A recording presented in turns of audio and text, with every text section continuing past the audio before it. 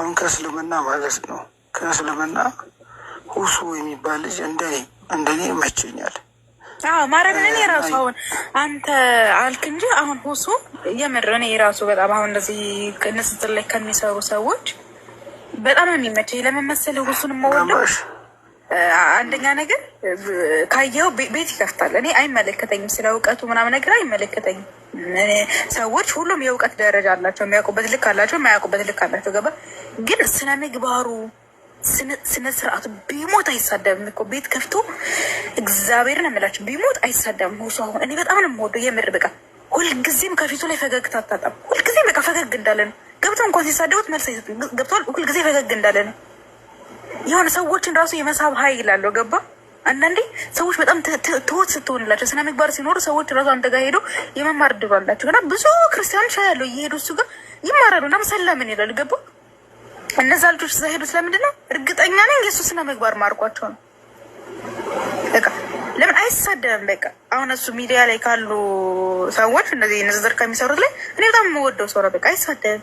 የሆነ ከፍትፍቱ ፊቱ የሚባል ይላል የሀገሬ ሰው። ከፍትፍቱ ፊቱ ይላል የሀገሬ ሰው ማለት ነው ሲተርፍ እና በቃ ፊቱ ይስባችኋል ራሱ አለ አይደለ? የሆነ ኩስትር ምናምን እንደዚህ የሚቆጣ ኃይለኛ ሰው አይደለም። በቃ የሆነ ቀልል ምናምን ብሎ ነው የሚቀርባችሁ። ሆነ እንደ ኡስታዝ ራሱ የሆነ ክብድ ምናምን የሚል ሰው አይደለም። ገባችሁ? ማንኛውንም ጥያቄ ሄዳችሁ ብጠይቁት የሆነ ቅልል ያለ ሰው ነው። ገባችሁ?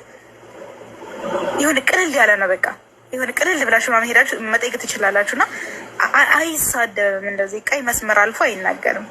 ሊናገር ይችላል አንዳንዴ ምናምን ነገር ሊሳደብ ይችላል ግን በጣም እንደዚህ ወጣ ንግግሮች ምናምን ነገር አይናገርም። በቃ በስነ ስርዓት ነው ምናምን የሚያወራው። ብዙ ጊዜ እንደውም በቃ ዝም ብሎ መሳቅ ነው ስራው። እንደውም በቃ አለ አይደለ? እኔ የሆነ ስነ ስርዓቱ ምናምን ደስ ይለኛል አንዳንዴ። ስሜ ሩት ንጉሴ ይባላለሁ በድሮ ስሜ። አሁን ላይ አስማ ንጉሴ ይባላለሁ። ያው ተወልጄ ያደግኩት አዲስ አበባ ውስጥ ነው። ያደግኩት በክርስቲያን ፋሚሊ ውስጥ ነው።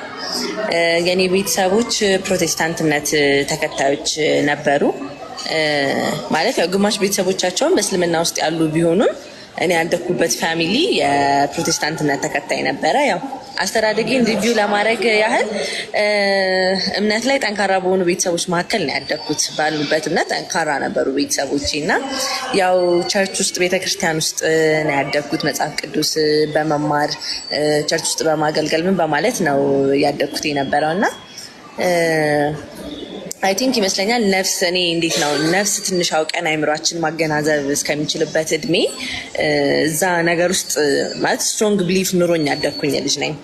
አይ ቲንክ ወደ ሃይ ስኩል አካባቢ ልክ ስንገባ ፋሚሊ ውስጥ የሆነ ኢንሲደንት ተፈጠረና እኔ ውስጤ ከነበሩ ጥያቄዎች ጋር ተደምሮ አይ ይሄ ነገር በቃ የሆነ ልክ ያልሆነ ነገር አለው ማለት ነው ብዬ ከዛ ነገር በቃ መውጣት የጀመርኩት ኤርሊ ኤጅ ላይ ነው። ኤርሊ ኤጅ ላይ ነው ስልሽ አይ ቲንክ ኦልሞስት ወደ 16 ዓመቴ ምናምን አካባቢ ላይ ሲሆን ማለት ነው። እና አጋጣሚ ለማንሳት ያህል እኔ አያቴ ጋር ነው ያደገችው እና የማሚ ቤተሰቦች ሙስሊሞች ናቸው።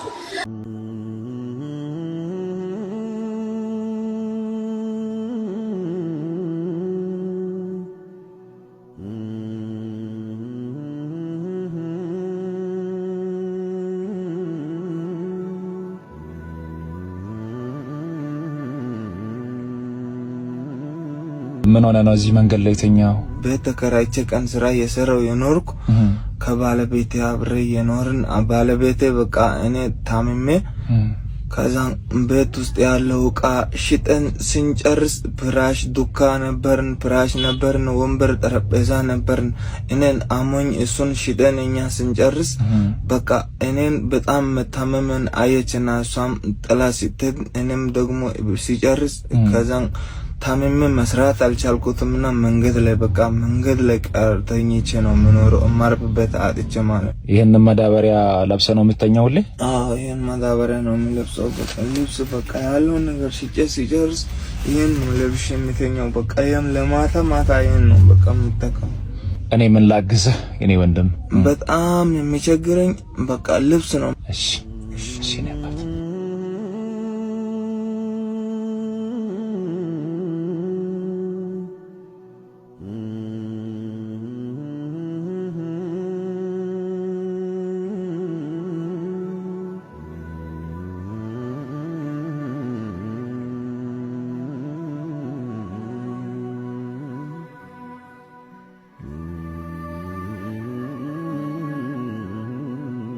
እንደዚህ አንድ ቀን እንኳን በልቼ አላውቅም።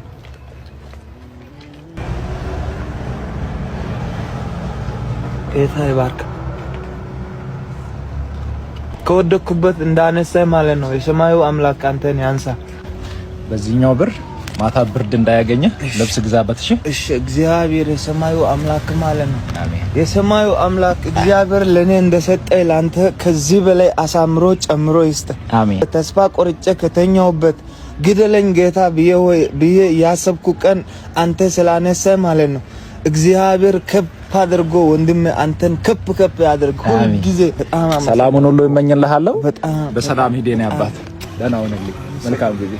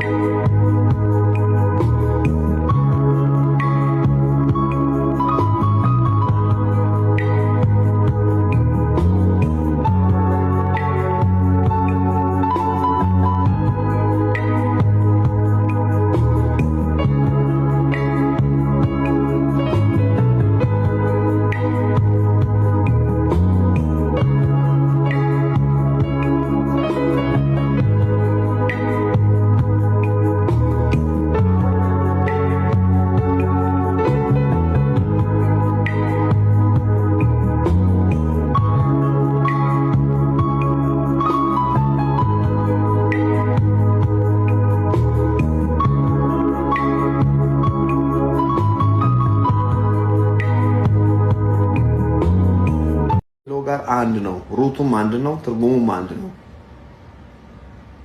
ቃሉም የመጣው በዚህ ነው። ይሄ ነገር ሲነገራቸው ያኮርፋሉ። የበለጠ እንዲረጋጉ ለማለት አሳማኝ ነገር አረብኛ መጽሐፍ ቅዱስ እኮ አላህ ነው የሚለው። እኔ ጉግል አድርጌም በስነ ስርዓቱ አይቼዋለሁ። አላህ ነው የሚለው። በመጀመሪያ አላህ ሰማይና ምድርን ፈጠረ ተብሎ የተጻፈው። ኢቭን ዮሐንስ ወንጌል ሂዱና አንብቡ። ዮሐንስ ወንጌል ምዕራፍ 1 በመጀመሪያ ቃል ነበር፣ ቃልም በእግዚአብሔር ዘንድ ነበረ፣ ቃልም እግዚአብሔር ነበር የሚለው አላሁ ነው የሚለው። ታዲያ እሺ ቆይ አረብ ማን ብዬ ልጥራው ብዬ አስተበዳኒ ስጠይቃት አላቅም። እኛ አረብ ብንሆን አረቦች ማን ብሎ ይጠሩታል አላቅም። አላህ ላለ ማለት አላህ ሲባል እስላም አምላክ ብቻ አድርገን የምናስብ ከሆነ ታዲያ እንዴት ነው የምንግባባው? ጎበዝ እንዴት ነው? ቴንክ ዩ ሶ ማች። አንተ ልጅ አለህ እንዴ?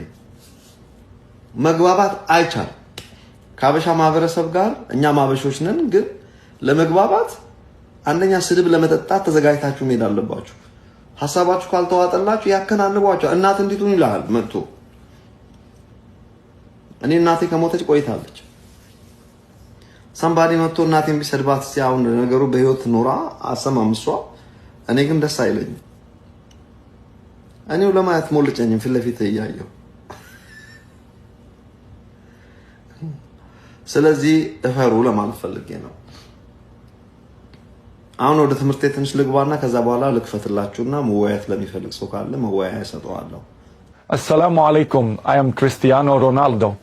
I want to recite a short surah from the Holy Quran. Surah Al-Ikhlas. Surah Al-Ikhlas, Bismillahir Rahmanir Rahim. Qul huwa Allahu ahadun. Allahu samad lam yalid wa lam yulad wa lam yakun lahu kufuwan ahadun. Once again I say, free Palestine. I sincerely call upon the Muslim world. Stand with the people of Palestine. Today, innocent Palestinians are falling victim to the brutal attacks of Israeli forces. Children, women, and the elderly, no one is being spared by this oppressive power. Bombs rain down on them every day, destroying lives and futures. Free Palestine, free Al-Aqsa. You ask me if I support Palestine. Palestine is in my heart. I stand with the people of Palestine because they are facing extreme injustice and cruelty. Innocent children and helpless elders are losing their lives every day due to Israeli attacks. Homes, mosques, and schools are being destroyed, along with countless lives and dreams. I urge you all to come forward. ገንዘብ ስታገኝ ከዚህ ወጥተክ እዚህ ትገባለክ። ይሄንን ሽጠክ ይሄን ትነዳለክ። ይሄንን ትተክ ይሄን ትመገባለክ። ይሄንን ጥለክ ይሄን ትለብሳለክ። ግን እንደዚህ አይቀጥልም። ገንዘብ ስላለክ ብቻ መምረጥ ማትችላቸው ነገሮች አሉ። የፈለከውን አትነዳም፣ ሰዎች ይሸከሙካል። ከዚህ የተሻለ አትለብስም፣ ከዚህ የሰፋ ቤትም አታገኝም። የፈለከውን ያህል ውደድ፣ ትለያያለክ። የፈለከውን ያህል ስራ፣ አንተ ሟች ነህ። ኢየሱስ ማለት አያድንም። የእግዚአብሔር ልጅ ሆይ ማለት አያድንም። በቃ እግዚአብሔር የሰጠው መንገድ አንድ ነው። ማቴዎስ 7:13 ላይ በጠበበው ደጅ ግቡ፣ ወደ ጥፋት የሚወስደው ደጅ ሰፊ ነው፣ መንገዱም ጥልቅ ነው ተብሏል። የስኬቴ ምስጢር ልንገራችሁ። ሳውዲ አረቢያ ለእህቶቼ ለወንድሞቼ በስደት ላሉ ለፍተሃል ብላ አሰረችኝ። ወደ ኢትዮጵያ ላከችኝ። ኢትዮጵያ ገባው፣ መርካቶ ገባው፣ ሸክም ጀመርኩኝ፣ ስራ ለመድኩኝ፣ የራሴን ትንሽ ሱቅ ከፈትኩኝ። እህት ወንድሞቼ በስደት ያሉት አንተማ ለኛ ለፍተሃል ካንተ ዕቃ እንገዛለን አሉኝ። ኦርደር ጀመርኩኝ። እንደምታዩ የተወሰነ ኦርደሮችን ጀመርኩኝ። ማንም አልነበረም ሱቁ ላይ። ትንሽ ሱቅ ነበረች። ለዲስፕሌይ እንኳን ማስቀመጥ ዕቃ የከስተመሮች ዕቃ ነበረ። ከዛ ያ ሁሉ አለፈ። ዛሬ ላይ ያ ሁሉ ነገር አልፎ ይሄን የመሰለ ሱቅ፣ ትልቅ የሆነ ሱቅ በሚያምር ሁኔታ አሳለፍኩኝ። ለዚህ ሁሉ ደግሞ ምስጋና ለአላህ ይድረስ።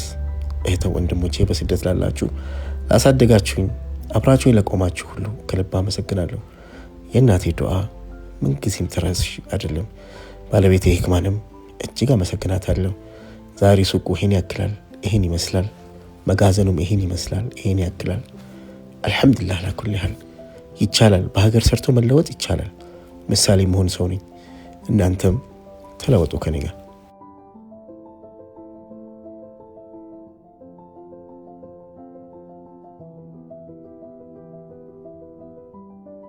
ያም ተምረናል። ከእስልምናው ጋራ በድብትርናው ጊዜ ስንሰራበት የነበረ ነው።